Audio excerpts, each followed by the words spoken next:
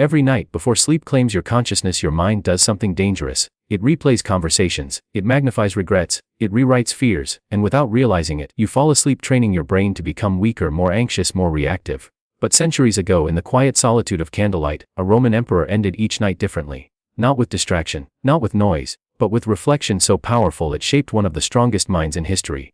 That emperor was Marcus Aurelius, and what he did before sleep may be the missing ritual modern minds desperately need, because the way you end your night silently decides how you will face the next day. Night is a strange psychological territory. The world slows, external noise fades, but internal noise grows louder. During the day, distractions protect you. Deadlines, messages, responsibilities, these act like armor against self-confrontation. But at night, when the armor falls, the mind reveals its true condition. This is why Stoic philosophers treated the night not as an ending, but as a sacred checkpoint of the soul. In the stillness of his tent during military campaigns, Marcus Aurelius would write private reflections that were never meant for the public. No audience, no performance. Just raw confrontation with his own thoughts. He did not scroll, he did not escape, he examined, and in that quiet ritual, he forged emotional resilience that allowed him to rule an empire during war, plague, and betrayal without losing inner stability. Modern psychology unknowingly confirms what Stoics practiced intuitively. Your brain consolidates emotional experiences before sleep. What you think about at night becomes the emotional blueprint of tomorrow. If you end the night with anxiety, your mind rehearses fear. If you end with clarity, your mind rehearses strength. Imagine a warrior sharpening his sword before battle. Imagine a pilot checking instruments before takeoff. Imagine a chess grandmaster reviewing moves after a match. The Stoics believed your mind deserved the same nightly preparation, not casually, deliberately. There is a silent power in reviewing your day, not to judge, not to punish, but to understand. Seneca, the Stoic philosopher and advisor to emperors, described a nightly practice where he would interrogate himself. What bad habit did you resist today? What fault did you overcome?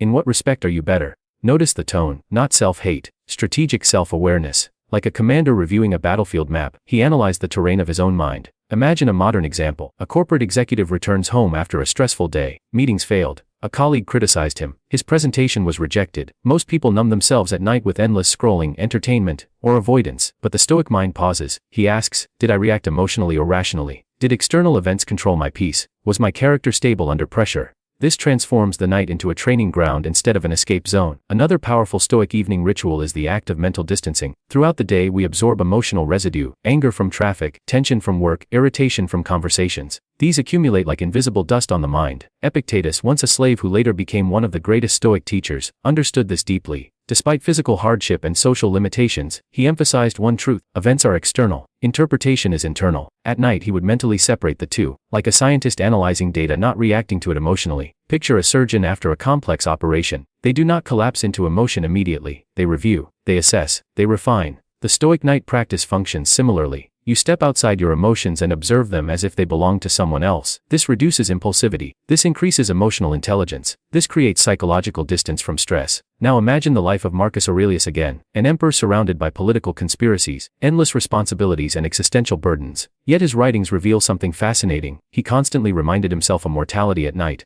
not in a morbid way, but in a clarifying way. When you remember life is temporary, trivial irritations lose their power. The rude comment, the missed opportunity, the delayed success, all shrink under the vast perspective of existence. A modern analogy: think of astronauts viewing Earth from space. From orbit, borders disappear, problems shrink, perspective expands. The Stoic evening reflection creates the same psychological altitude. Instead of drowning in daily chaos, you rise above it mentally. Another subtle yet powerful Stoic practice is gratitude, not as a cliché, but as a strategic mental recalibration. After long days of hardship, Stoics would consciously recall what remained good, not what went wrong, but what endured. Imagine a soldier surviving a harsh campaign, a doctor completing an exhausting shift, a parent managing endless responsibilities. Each could end the day focusing on depletion or resilience. The brain, like fertile soil, grows whatever is repeatedly planted in it. Nightly gratitude plants stability instead of scarcity. Consider a modern entrepreneur facing repeated business failures. If he ends each night thinking, I'm failing, his mind encodes defeat. But if he reflects, I persisted despite setbacks, the mind encodes resilience. Same day, different interpretation, different psychological outcome. There is also the Stoic ritual of releasing control before sleep. This is where emotional mastery reaches its peak. Throughout the day we cling to outcomes, results, validation, recognition, success. But night demands surrender. Seneca compared this to placing burdens down after a long journey. Imagine carrying heavy armor all day. Would you sleep wearing it? No, you remove it. Yet mentally people go to bed still carrying arguments, fears, and unfinished worries. The Stoic mind performs a quiet act of detachment. I did my best today. The rest is beyond my control. This single thought can dissolve anxiety more effectively than hours of distraction. Let's observe a real-world scenario. A medical student studies tirelessly for exams. Results are uncertain. Pressure is intense. If she sleeps obsessing over outcomes, her mind remains in a state of stress. But if she adopts a Stoic mindset focusing only on effort, not outcome, her nervous system calms. This improves sleep quality, decision-making, and long-term performance. Another nightly Stoic mental exercise involves visualizing challenges of tomorrow not fearfully but calmly. Marcus Aurelius would mentally prepare for difficult people, unexpected delays, and obstacles before they even occurred. This created psychological immunity. Like a vaccine introduces a weakened version of a virus, mental rehearsal introduces controlled exposure to adversity. So when real challenges appear, the mind does not panic, it recognizes the pattern. A modern example: an athlete visualizes competition before sleep, a public speaker mentally rehearses difficult questions, a leader anticipates workplace conflict. This is Stoicism in action disguised as elite performance psychology. The night is also the perfect moment to reaffirm identity. During the day, roles consume us: employee, student, parent, creator. But the Stoics return to a deeper identity, a rational being striving for virtue. Epictetus taught that true freedom is living according to one's principles, not circumstances. So at night, the Stoic asks, did I act with wisdom? Did I show courage? Was I disciplined? This is not perfectionism. This is character alignment. Like a compass recalibrating direction after a long journey, this nightly reflection prevents moral drift. Another fascinating psychological effect of Stoic night rituals is emotional closure. Unresolved emotions disturb sleep. Unfinished thoughts create mental loops. But when you consciously process your day, your mind receives a signal. The experience is complete.